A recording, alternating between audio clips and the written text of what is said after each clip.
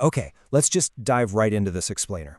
Because when most of us picture a desert, right, we're usually imagining this quiet, completely unchanging landscape. Just endless heat, total stillness, but the reality? The reality is far more violent and honestly far more fascinating. What looks like a static desert is actually a dynamic, million-year-long construction site. It's a place where relentless geologic forces are just constantly breaking down these colossal rock structures and then meticulously building brand new ones right out of the rubble. So today, we're going to explore exactly how nature wields water and wind to literally sculpt the Earth. We're going to start our journey by dropping right into the demolition zone to ask a really provocative question about nature's raw power.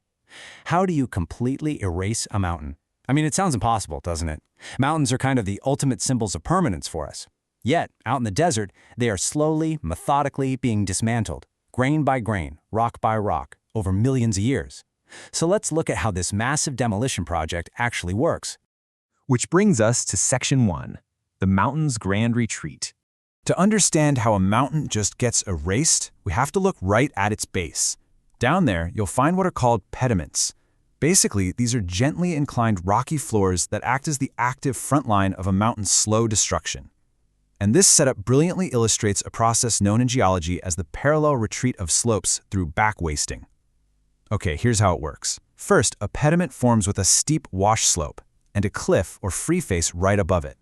Over time, thanks to relentless erosion, that steep slope and cliff literally retreat backwards. It's like the mountain front is being peeled backward, layer by layer, almost like slicing a loaf of bread. Through this parallel retreat, the pediments extend further and further back, totally at the expense of the mountain front, steadily reducing that high jagged relief into a low, flat plain. So the absolutely crucial point here is that a mountain doesn't just sink down into the ground. It actually shrinks inward from the sides until almost nothing is left. And what is left is called an Inselberg. An Inselberg is basically the final stubborn survivor standing on this newly flattened landscape, which we call a pediplain. Once the rest of the mountain is completely, entirely gone, this solitary rocky remnant is quite literally all that remains to prove that a mighty peak ever stood there. Moving on to Section 2, let's talk about the magic of fleeting lakes. Now, what's really interesting about these vast desert basins is the drainage. Water from the surrounding mountains actually flows down right towards the center of the basins, dumping sediment along the way to form a nearly level plain. And when there's actually a decent amount of rainfall, this plain gets covered by a shallow body of water. We call this a playa. Playas are kind of like desert magic, but they are incredibly fleeting. Because the desert heat is just so intense, the evaporation rate is off the charts. So these lakes really only hold on to their water for a very short duration before the desert inevitably reclaims them. But, the water doesn't just vanish without leaving a trace. When it evaporates, it leaves behind whatever minerals were dissolved in it. And playas usually contain really heavy concentrations of salts. So once all the water is totally gone, it deposits these salts straight across the ground, completely transforming the playa into these stark, dazzling white alkali flats. These salt-covered plains they're some of the most striking and extreme environments you can find anywhere on Earth. Okay, so we've seen what water and gravity can do. Let's shift gears to Section 3, wind's bizarre rock art. Think of the wind as the desert's persistent invisible sandblaster. Moving currents whip away soil and rock, creating shallow depressions that we call deflation hollows.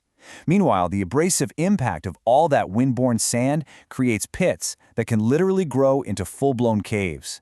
And through this continuous, grinding impact, the wind carves these naturally polished formations that honestly look completely alien. Take mushroom rocks, for instance. A lot of rock outcrops out there have softer lower layers that are super susceptible to wind deflation and abrasion.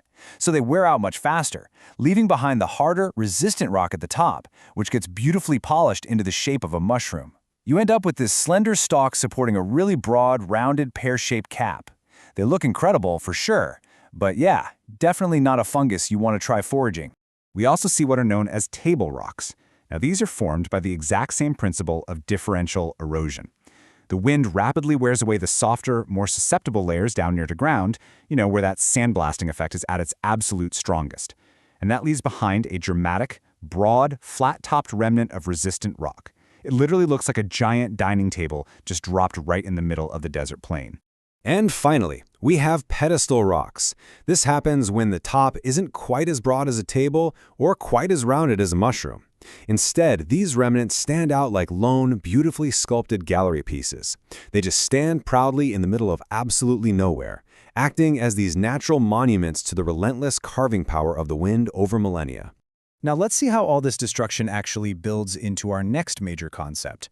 We're transitioning away from erosional landforms, the aggressive demolition of solid rock and the erasure of mountains, and we're moving right into depositional landforms.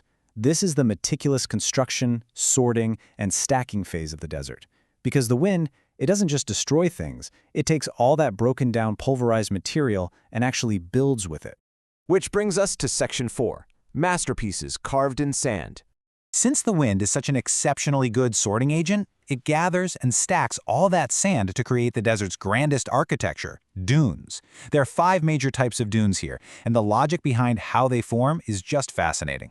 First up, we have the Barchan Dune. This is a crescent shape with wings pointing downwind, and it forms where the wind is constant and moderate over a nice uniform surface. Next are parabolic dunes. These actually form when sandy surfaces are partially covered with vegetation. Think of them basically as reversed barchans, anchored down by plants. Then we have the Siph Dune. It's really similar to a barchan, but it only has one wing, and that's because of a shift in the wind conditions. And let me tell you, those lone wings can grow incredibly long and high. Next are longitudinal dunes. These show up as long, low ridges when the sand supply is kind of poor, but the wind is blowing constantly. And finally, transverse dunes. These align perpendicularly to a constant wind, usually forming when the source of the sand is an elongated feature sitting at a right angle to the wind. So when you really look at it, the wind is literally sorting and categorizing the entire landscape based on these incredibly precise aerodynamic rules.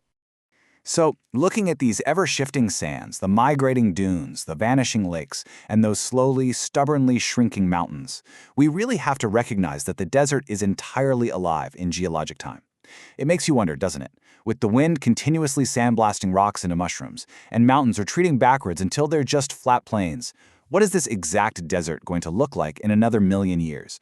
Will those mountains be entirely gone? Where is all that sand going to migrate to?